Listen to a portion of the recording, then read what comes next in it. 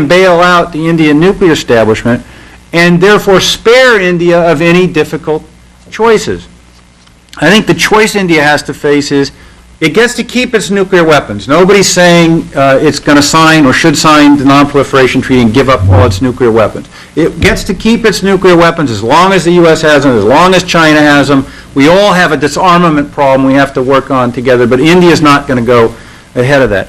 But India has to decide if it's more important to produce more bomb material than it has today than it is to get international help to develop nuclear energy. It's a choice.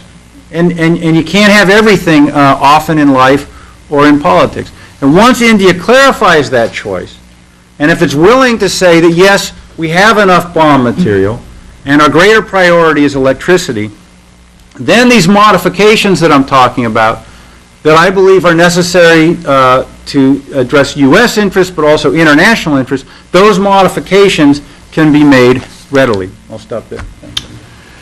George, thanks very much. I really needed to cut you some slack because you needed to do an introduction to this issue, and I appreciate that introduction that you gave. Our next speaker is Joan Rolfing, who is the Senior Vice President for Programs and Operations at the Nuclear Threat Initiative.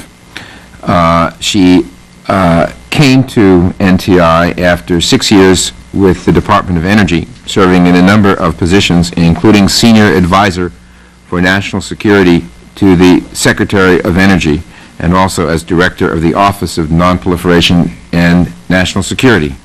Ms. Rolfing. Thank you very much. As you can probably hear in my voice, I'm suffering from a touch of laryngitis, so I will end up yielding back a portion of my time, but would like to take the opportunity to make a few short points and to build on what George has already said. I was expecting George to go a little bit further in laying out some of the points that he made in an excellent article that he's recently written. If I can show for you here, George, copy of it. Yeah.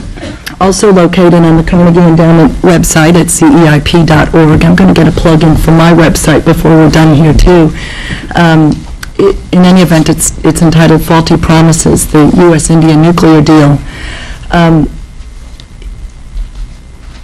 Maybe let me step back for a minute and start with folks would probably be expecting me to give a strong criticism for the deal, given my current position at the Nuclear Threat Initiative, where we are working to reduce the risk of use of nuclear, biological, and chemical weapons.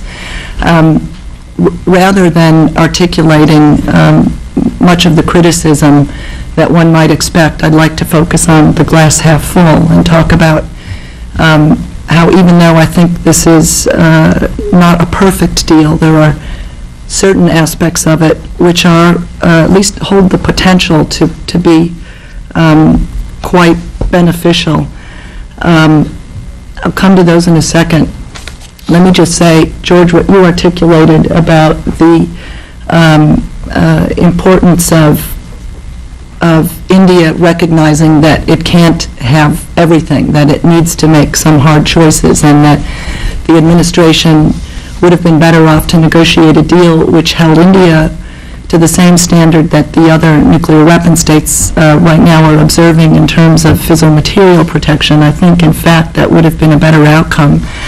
And in your piece, you proposed that a modification to the deal would be for the U.S., instead of offering the full suite of nuclear technology to India, that we would have agreed to provide fuel for India's nuclear reactors, but to stop at fuel and not to provide nuclear reactor technology. I think I'd like to just take exception with that view to this extent. I agree that ideally we should be holding India accountable in terms of fissile material production, that it would have been better had we negotiated a deal in which India agreed it would no longer produce fissile material that could be used for nuclear weapons. And because of that, I think our willingness to provide nuclear reactor technology is important in enabling India